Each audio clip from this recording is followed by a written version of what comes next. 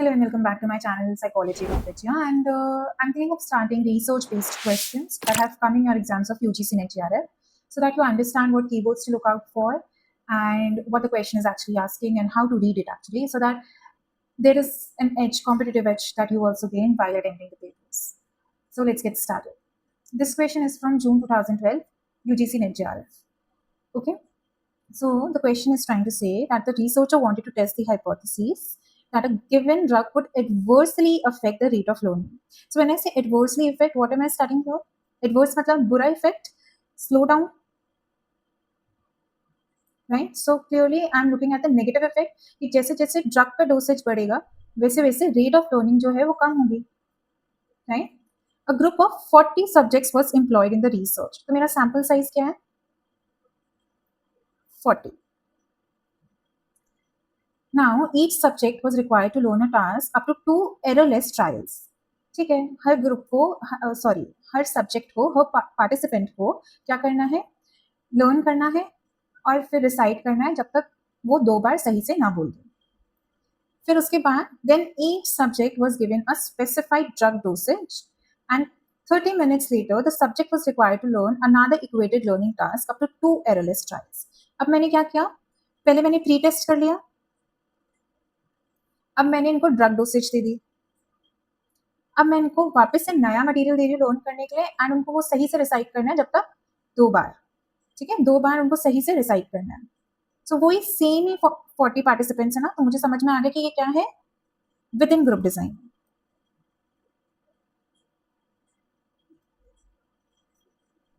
The number of trials required to learn each task followed a normal distribution. अब जैसे ही यहाँ पे normal distribution आ गया मुझे समझ में आ गया कि पैरामेट्रिक टेस्ट यूज हुआ होगा।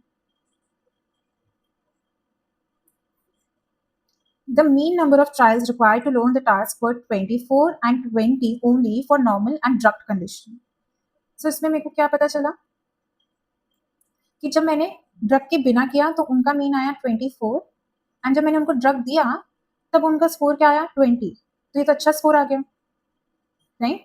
इनका मीन ज्यादा होना चाहिए था ना, क्योंकि ड्रग तो एडवर्सली अफेक्ट कर रहा है, तो मीन तो उल्टा आ गया, अच्छा आ गया, इनको कम टाइम लग रहा है। सो यहाँ पे मेरी हाइपोथेसिस क्या हुई? रिजेक्ट हो गई। ये मुझे कैसे पता चला? जब मैंने मीन को एनालाइज कर लिया, 24 एंड 20 नॉर्मल का जो है उनका ज्यादा आया है और जो ड्रग जिनको मैंने दिया उनका कम आया है, बट मेरी हाइपोथेसिस ये कह रही थी कि ड्रग एडवर्सली अफेक्ट करेगा, पर ड्रग तो अच्छा इफेक्ट कर गया। The two conditions had comparable standard deviation. Comparable standard deviation मतलब homogeneity of variance. इनका जो वेरिएंस है मोर और लेस सिमिलर है, राइट? द स्प्रेड जो था मेरा नॉर्मल कर्व का वो मोर और लेस सेम है।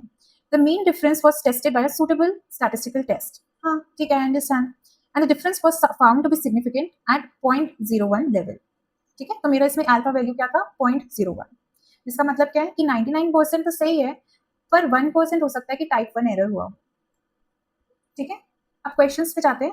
आई hope you understood what keywords were there, कैसे मैंने इसको बाइफोकेट किया है, डिकोड किया है, एंड आपको भी ऐसे ही डिकोड करना होता है। ठीक है,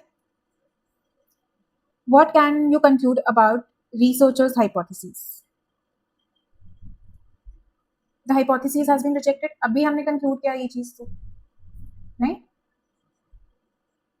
यहाँ पे हमने कंक्लूड किया ना 24 जो है वो मेरा नॉर्मल पार्टिसिपेंट्स का आ रहा था, जो कि ज्यादा है मेरे ड्रग डोसेज से। अगर एडवर्सली इफेक्ट करना था, अगर मेरा हाइपोथेसिस कब एक्सेप्ट होता जब ये उल्टा होता, ये जो होता मेरा 20 होता और ये मेरा 24 होता, तभी तो ये एडवर्सली इफेक्ट कर रहा है ना। The statistical test appears to be suitable for evaluating mean differences. कौन सा statistical test है जो evaluate करेगा mean difference? अब मुझे पता है कि विद इन ग्रुप डिजाइन है और पैरामीट्रिक टेस्ट है, ये हमने पहले ही डिकोड कर लिया है, राइट? तो इंडिपेंडेंट सैंपल टी टेस्ट तो हो नहीं सकता, पर मुझे पता है कि टी टेस्ट ही है, क्योंकि हमारे पास वेरिएबल्स भी दो ही है ना। क्या है? एक तो ड्रग है और एक मेरा रेट ऑफ लर्निंग है, राइट? ड्रग मेरा इंडिपेंडेंट वेरिएबल है एंड रेट ऑफ लर्निंग मेरा डिपेंडेंट वेरिएबल है। जब मेरे पास एक इंडिपेंडेंट वेरिएबल होता है और उसी को मुझे जब कंपेयर करना होता है बिटवीन और विद इन 2 ग्रुप्स, तब मैं टी टेस्ट यूज करती हूँ, पर ये इंडिपेंडेंट नहीं है बिकॉज यहाँ पे with in group design use हुआ है। इंडिपेंडेंट कब होता? जब बिटवीन ग्रुप डिजाइन यूज होता। अनोवा है नहीं, क्योंकि अनोवा के लिए तो लेवल्स चाहिए होते हैं, इसमें कोई लेवल्स तो नहीं था ड्रग का हमारा, नहीं। काई स्क्वायर भी नहीं है, it's paid sample T test. What है dependent variable in this experiment is, अभी हमने डिस्कस किया कि ड्रग जो है ये मेरा इंडिपेंडेंट वेरिएबल है। वाई? क्योंकि मैं इसको मैनिपुलेट कर सकती हूँ, कंट्रोल कर सकती हूँ। ड्रग का इफेक्ट तो मैं किस पे देख रही हूँ? रेट ऑफ लर्निंग पे। तो ये मेरा डिपेंडेंट वेरिएबल है, तो ड्रग डोसेज तो मेरा डिपेंडेंट नहीं हो सकता। बॉडी वेट का तो कोई है ही नहीं, this is my extraneous variable, right? So this is not the concern of my study. Time interval भी मैं ये सब नहीं देख रही हूँ। सो मेरे पास ऑप्शन क्या बचता है? Trials require to learn the task. It's other way of saying that rate of learning. ठीक है, तो अगर डायरेक्ट आंसर नहीं दे रहा है और आपको नहीं समझ में आ रहा है एग्जामिनेशन हॉल में कि what should I answer, then go for elimination technique. Okay, trials require to learn the task is just another way of saying that dependent variable is rate of learning, क्योंकि जितना आपको trial use हो रहा है वही तो rate होता है ना आपके लर्निंग का। Got it? I hope you understood this question as well. And the last question is, the above information suggests that, ये information क्या suggest कर रहा है? ये MSQ है, so in GATE, UGC net में तो आपको मिल जाएगा कि A and B, C and D, B and C and A and C, है ना? आपको ऐसे मिल जाएगा। बट गेट में क्या होता है, आपको ऐसे ऑप्शंस देते हैं, फिर बोलते हैं MSQ, मतलब इसमें एक भी हो सकता है सही एंड एक से ज्यादा भी हो सकता है। So let's understand the parametric model should be followed in data analysis. Of course parametric he use होगा क्योंकि नॉर्मल डिस्ट्रीब्यूशन आया है यहाँ पे, राइट? MPC बना है मेरा, नॉन पैरामीट्रिक तो नहीं हुआ है। And the score under two condition appears to have homogeneity of variance. Yes, why did I know this? Because इसमें मुझे बोला है कि comparable standard deviations हुए हैं, इसमें मुझे पता है कि comparable standard deviation हुए हैं, तो homogeneity of variance भी है। Got it? I hope you understand and आपको थोड़ा और confidence आया हो। नेक्स्ट में हम नेक्स्ट ईयर के रिसर्च क्वेश्चन करेंगे। I'll be basically doing all the paragraph questions that has come till now. So stay tuned with this series and click that bell icon so that whenever I upload, you will get the notifications. Thank you. Bye.